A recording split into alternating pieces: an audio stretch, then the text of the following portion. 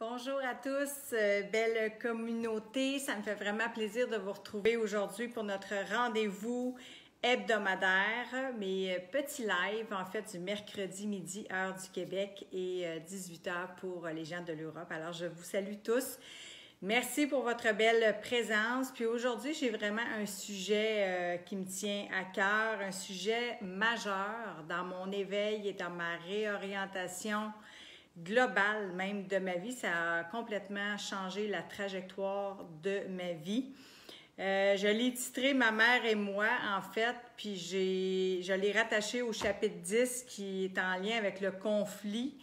En fait, parce que ma relation avec ma mère n'a pas été que conflictuelle, bien au contraire, ça a été une grande histoire d'amour et très souvent, les grandes histoires d'amour, bien, il y a de grands conflits qui viennent avec.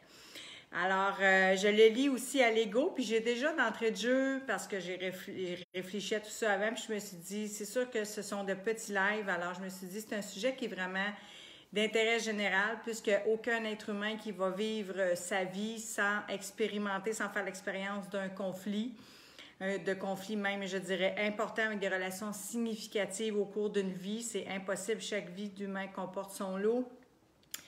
Fait que c'est sûr que déjà, je peux vous dire que je vais assurément revenir avec d'autres angles liés au conflit, liés à la relation avec ma mère, liés au pardon, liés au deuil. Bref, il y a énormément d'angles sur lesquels j'ai envie d'ouvrir. Puis déjà, d'entrée de jeu, je vous lance cette perche-là. Allez-y, osez me poser vos questions, osez me demander ce que vous avez envie que je vous parle. Qu'est-ce qui vous aiderait justement à progresser, à vous libérer, que ce soit d'un conflit, que ce soit de quoi que ce soit que vous vivez en lien avec des difficultés dans votre vie. Alors, j'amorce tout de suite avec un extrait de mon chapitre 10, pardon, Mon mur, c'est le titre, Mon mur, l'éveil brutal, ma réouverture du cœur. Et je cite Guy Corneau parce que Guy était un joueur majeur à titre de guide et d'enseignant spirituel vraiment pour, je dirais, ma réouverture du cœur et mon éveil. Et ici, je l'avais cité d'entrée de jeu, Guy disait « Alors que vous percevez un être en crise, moi, je perçois quelqu'un qui est en train de renaître. » Je ne sais pas si vous pouvez imaginer ça là, dans votre tête, mais c'est exactement ça. Alors, je vous lis un extrait de mon livre « La meilleure façon de savoir qui je suis ». Et ce que je suis, venue faire ici, c'est de prendre conscience du personnage que je suis devenue. Puis par personnage, je le lis encore une fois à l'ego. Prenez un instant puis observez l'image que vous projetez à vous-même ainsi qu'aux autres.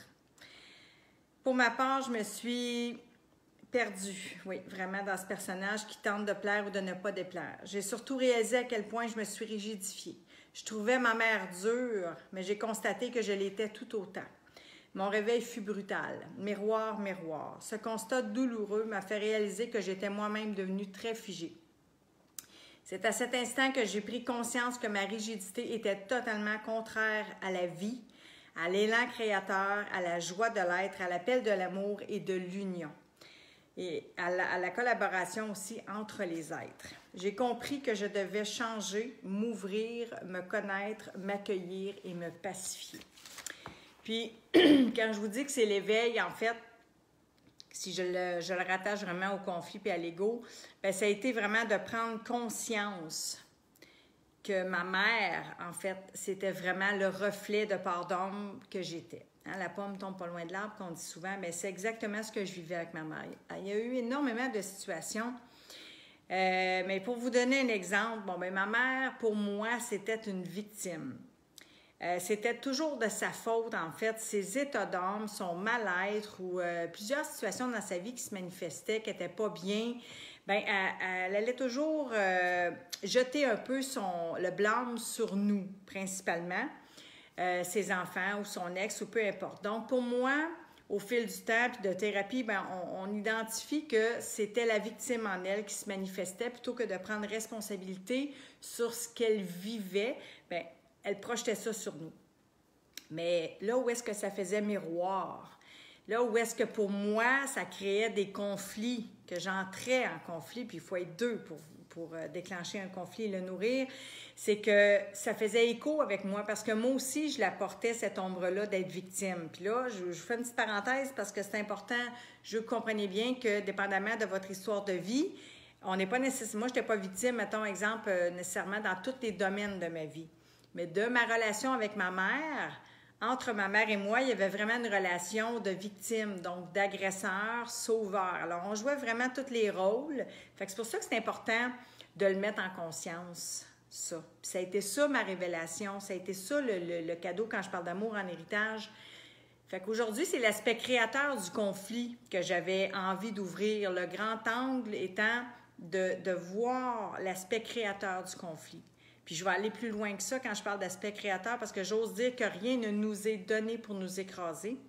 Même si pour moi, au fil des années, cette relation amour-haine-là, ce conflit-là, ce plus grand conflit que la vie m'avait donné de vivre qui était avec ma mère, la personne la plus significative, si je pourrais dire, avec qui j'étais en conflit dans ma vie, je comprenais pas. Mais maintenant, je le sais, le pourquoi c'était si puissant.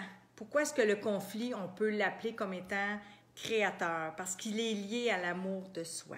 Fait que ma révélation, là, la mise en conscience au décès de maman, ou ce qui a précédé, là, okay, ça s'est fait avant ça un peu, c'était de voir le manque d'amour que j'avais, en fait, là, c'est difficile à exprimer, mais le manque d'amour que je manquais envers moi. Ça a été ça, vraiment. C'est pour ça que je vous dis que c'est important de le mettre en conscience parce que de voir que le miroir de l'ombre que l'autre va porter, que nous portons, mais on ne le voit pas chez soi, très souvent. Et j'ai envie de vous dire tout de suite, pour vous pas trop dramatiser ça, mettre ça lourd, mettre un peu de légèreté là-dedans, c'est que le beau aussi, ce qu'on porte de beau en soi, fait aussi le miroir chez l'autre. Fait que ma mère, tout ce que j'aimais d'elle, tout ce que j'admirais, c'était parfait. Mais c'est où est-ce que ça accrochait, où est-ce que ça donnait naissance à des conflits, c'était dans, vraiment, là, je prends l'exemple de la victime, moi, c'était beaucoup là que je réagissais parce que plus ça allait, moi, j'apprenais à gérer ça puis à prendre mes responsabilités, moi aussi, sur ma vie. Moi, je dis tout le temps, ça grossit ces petites bêtes-là au fil des années quand on s'en occupe pas. Quand on essaie là, de les mettre comme un ballon de plage en dessous de l'eau, à un moment donné, là, ils nous rebondissent dans le visage. Bien, c'était ça. Fait que je suis convaincue que vous êtes capable de faire le lien entre votre histoire de vie, un conflit important dans votre vie, puis ne serait-ce qu'à l'issue de ce petit live-là, c'est vers ça que j'aimerais que vous tendiez à oser, avec amour, bienveillance et compassion, essayer de comprendre un peu la mécanique d'un conflit avec une relation significative que vous avez dans votre vie, quelqu'un avec qui ça frictionne, puis pourtant vous l'aimez tellement et vous n'arrivez pas à comprendre, à mettre en conscience le pourquoi. Puis je rouvre une parenthèse aussi sur les relations toxiques parce qu'il y a même un moment de ma vie où est-ce que ma mère était devenue une relation, j'étais en psychothérapie à ce moment-là, puis où est-ce qu'on pouvait qualifier la relation comme étant toxique. Mais la toxicité, elle ne se vit pas juste d'un côté. C'est important de prendre sa notion de responsabilité aussi. Alors, je dis pas que votre parent, comme moi, ma mère, dans ce temps-là, vraiment, puis elle était très méchante dans des propos, et moi aussi, puisque des fois, c'est les égos aussi qui se... Pas des fois, souvent, c'est les égos qui se manifestent et qui se rencontrent dans des conflits. On n'est plus dans le cœur, on n'est plus dans l'âme, on est vraiment dans une guerre d'égos. Alors, c'est important, ça, de faire aussi... puis, tu sais, encore là, je ne parle pas de des relations où est-ce que vous avez eu des traumatismes là, réels et profonds.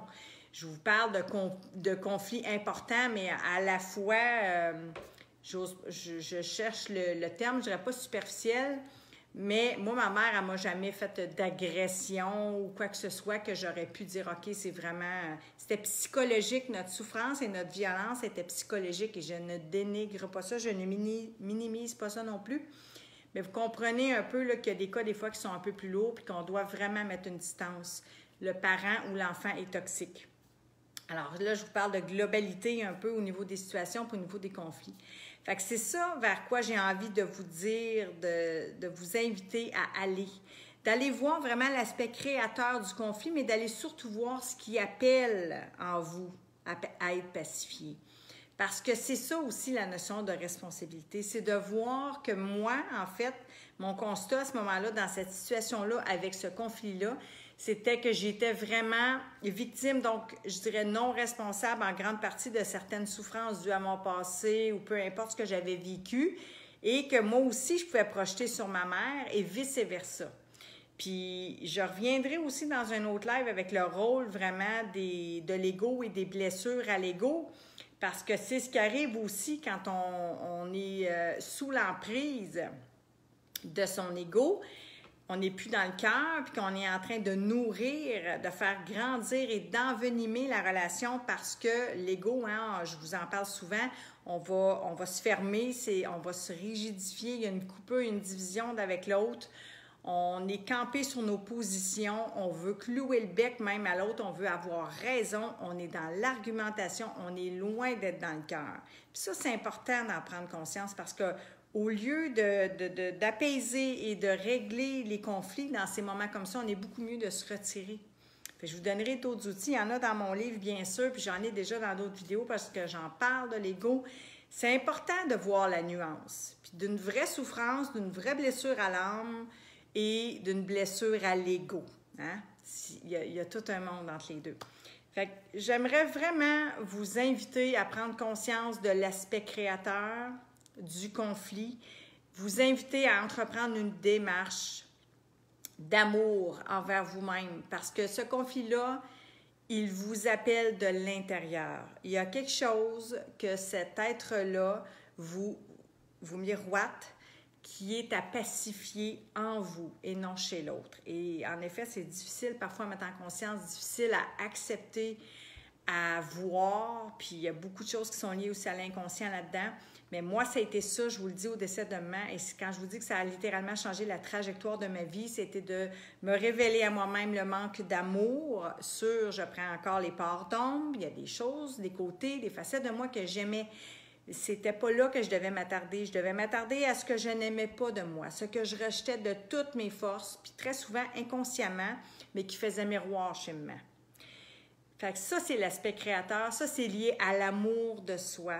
C'est lié à ce que j'aime dire, c'est l'art de se reparenter, de se connaître, de se reconnaître, d'aller expérimenter l'être que nous sommes véritablement et non pas l'emprise, comme j'en parle, l'emprise de l'ego, mais d'être pris dans ce personnage-là qu'on a construit souvent pour être aimé. Alors, c'est ça aussi le chemin à faire.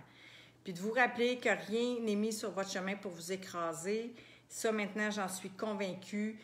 Tout est mis sur notre chemin. La vie concourt pour nous aider à mettre en conscience les souffrances que nous avons à libérer. Puis l'amour de soi, là, c'est vraiment, pour moi, maintenant, indissociable de l'acceptation de soi. Comprenez que ma mère, j'étais incapable de l'accepter sous ces facettes-là et que c'était mon Dieu, ça se déclenchait des fois au téléphone, 3 mots, puis j'étais déjà dans tous mes états. J'étais déjà fermée, prête à attaquer, à contre-attaquer, à me défendre, puis et vice-versa. Et vice-versa. On est toujours deux dans un conflit. Fait que pour moi, c'est super important. Je vous le dis, là, je suis déjà débordée de mon 10 minutes habituel. Il y a beaucoup de choses. Fait que dans le comment, je veux vous pister aussi, juste ne serait-ce qu'à ça, à vous dire que ça va beaucoup passer aussi par la mise en conscience, mais de vous dire que c'est vraiment d'aller vous libérer de l'emprise de l'ego, d'aller réouvrir au niveau du cœur. La mise en conscience est vraiment l'étape 1 du comment on va pouvoir amorcer ce chemin-là. Fait que je vais vous donner un autre rendez-vous, c'est certain. Je ne sais pas si ça va être mercredi prochain pour la suite de ça, possiblement. Je pense que oui. Je vais essayer de vous en donner un peu plus, mais j'aimerais juste vous dire présentement d'aller simplement ouvrir. Allez observer sans vous juger un conflit important dans votre vie avec une relation significative qui appelle à être pacifiée. À vous déposer par rapport à ça, puis à essayer de voir vraiment la nuance entre votre discours au niveau du mental ego et votre discours, celui qui appelle à pacifier cette relation-là au niveau du cœur. Posez-moi vos questions dans le chat, peu importe maintenant, plus tard, je vais y répondre. Je veux vraiment être là pour vous. Je vous le dis, c'était pour moi la révélation des révélations dans ma vie. Après 43 ans de connaissances, de formation, de tout ce que vous voulez, c'est vraiment ici que ça se passe, au niveau du cœur. Alors, je vous dis rendez-vous mercredi prochain, même pas ce même heure. Puis d'ici là, prenez le temps d'aller vous reconnecter vraiment avec votre être véritable, de réapprendre à poser un regard bienveillant sur qui vous êtes, parce que vous êtes digne d'être aimé, d'être heureux, joyeux, en paix et de vivre une belle vie sur cette terre. Alors voilà, je vous embrasse puis je vous dis à bientôt. Si vous trouvez de la valeur dans cet entretien-là que j'ai partagé avec vous, je vous demande de partager avec des gens que vous aimez, puis les inviter à vous suivre dans ce beau chemin de pacification. Alors, je vous embrasse. À bientôt. Ciao!